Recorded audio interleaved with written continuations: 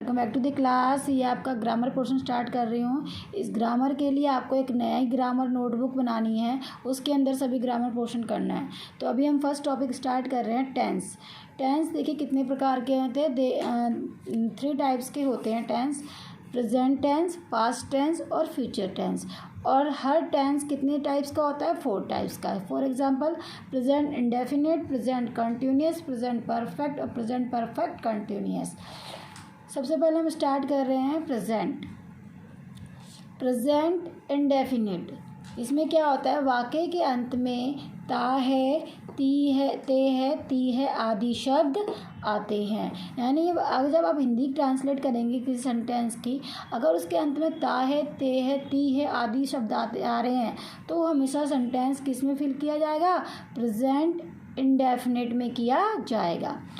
Present indefinite में आप देखिए हम 3 सेंटेंस करेंगे। इसमें एक सिंपल सेंटेंस जिनको हम अफर्मेटिव भी कहते हैं, दूसरा आपका नेगेटिव सेंटेंस जिसमें नॉट होता है, और तीसरा हम करेंगे इंटेरोगेटिव। इंटेरोगेटिव 2 टाइप्स के होते हैं। एक तो होते हैं आपके जो हेल्पिंग वर्ब से स्टार्ट होते हैं, और दूसरे होते हैं जो WH वर्ड से स्टार्ट होते हैं।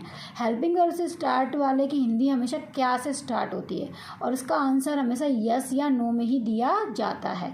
और WH वर्ड्स के आंसर के लिए आपको पूरा का पूरा रीज़न देना पड़ता है। तो याद रखना, WH और जो हमारा हेल्पिंग वर्ब से होते हैं वो 2 तरह के इंटेरोगेटिव होते हैं। पर हमारे पेपर में फिलअप्स आएगा तो हमारा मेन फोकस किस पे होना चाहिए?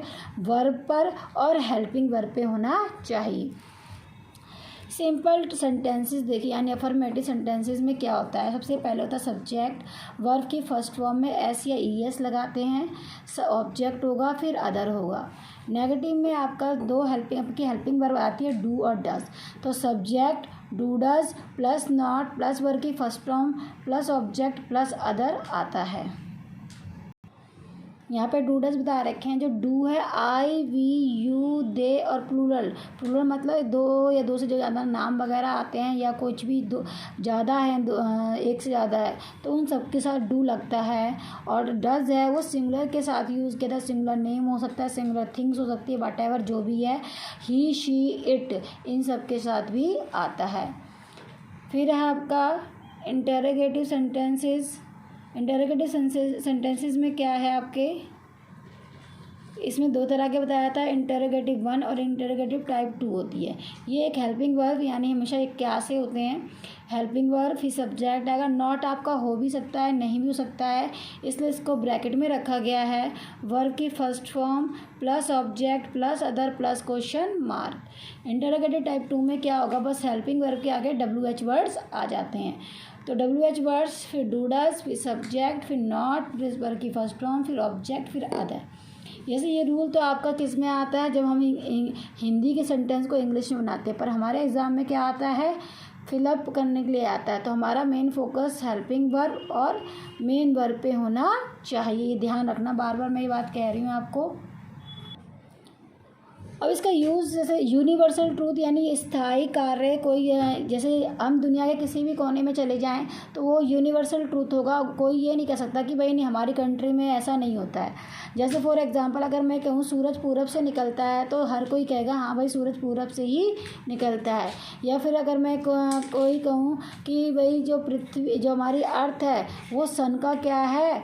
चक्कर लगाती, तो कोई ये नहीं कहेगा नहीं जी हमारे यहाँ तो सन क्या है? अर्थ का चक्कर लगाती। यानी यूनिवर्सल, यानी जहाँ विश्व के किसी भी ब्रह्मांड में कहीं भी चले जाओ वो बात सत्य है, उसे यूनिवर्सल ट्रूथ कहते हैं। तो ऐसे सेंटेंस हमेशा प्रेजेंट इंडेफिनिट में फिल होंगे।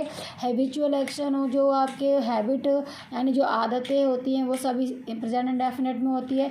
हिस्टोरिकल इवेंट वगैरह, और जो कंटेंट्स और प्री प्लान प्रोग्राम्स जो फ्यूचर के अकॉर्डिंग डिफ़ाइन किए जाते हैं, और सिग्निफिकेंट रीजंस, न्यूज़पेपर हेडलाइंस, ये सारे के सारे साइंटिफिक रीज़न, ये सब के सब किस में फिल किए जाते हैं? प्रेजेंट इंडेफिनिट में फिल किए जाते हैं। और फिर एक और है आपका यूज़ इसका, इनकंडीशनल सेंटेंस। कंडीशन टाइप 1 क्या होती है? इसे कंडीशनल सेंटेंस बोलते हैं।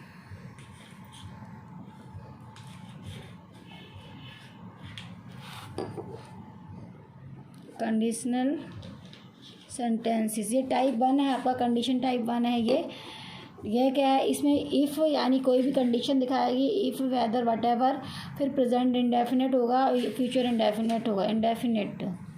ठीक है बच्चे, तो ये ध्यान रखना कि अगर आपको फ्यूचर इंडेफिनिट दिख जाए और कंडीशन दिख जाए तो हमेशा अदर सेंटेंस प्रेजेंट इंडेफिनिट में ही फिल किया जाएगा। ये कुछ आइडेंटिफिकेशन वर्ड्स है, कुछ वर्ड्स और टेंसेस में भी रिपीट होते हैं, तो जो वर्ड्स रिपीट होते हैं वहाँ पे हमें सेंटेंस की हिंदी बना के फिल करना पड़ता है। ये नहीं आप उल्टी सीधी उसकी हिंदी बना लो, कहो कि ये जो आइडेंटिफिकेशन वर्ड है ये उसमें भी है, नहीं। कुछ वर्ड्स जैसे ऑलवेज है और यूजुअली, कुछ और भी वर्ड है जैसे नेवर है, ये रिपीट होते हैं कई टेंस में। तो जो वर्ड्स रिपीट होते हैं उनमें ध्यान रखना, आपको टेंस बड़े ध्यान से भरना है उसकी हिंदी ट्रांसलेट करके। जैसे ये always, often, sometime, usually, generally, frequently, seldom, rarely, never, regularly, daily और ओकेशनली, यानी अक्सर के साथ, हमेशा, कभी कभार और ये अक्सर, ये सब इसकी क्या है, पहचान होती है। रेयरली मतलब दुर्लभ, नेवर मतलब कभी नहीं। तो इन ये वर्ड अगर आपको मिले तो मोस्टली ये प्रेजेंट इंडेफिनिट में फिल किए जाते हैं। और कुछ जैसे every day, night, month, year, यानी every night, every month, every year, इस तरह के वर्ड आपको दिखाई देंगे। Each day, each night, each month, each year etcetera. On Sundays, ठीक है, ऑन संडेज, और ऐसे ऑन मंडेज, ऐसे आपको दिखाई देंगे। ठीक है, और नाउ डेज, ये इन सभी वर्ड्स में क्या है, आपको क्या दिखाई देगा, प्रेजेंट इंडेफिनिट दिखाई देगा। In the morning, in the evening, in the afternoon, what ever, जो भी ऐसे वर्ड्स दिखाई देंगे वो ही प्रेजेंट इंडेफिनिट में होंगे। Once, twice a day, once a week, once a month, इस तरह से आपको दिखाई देंगे।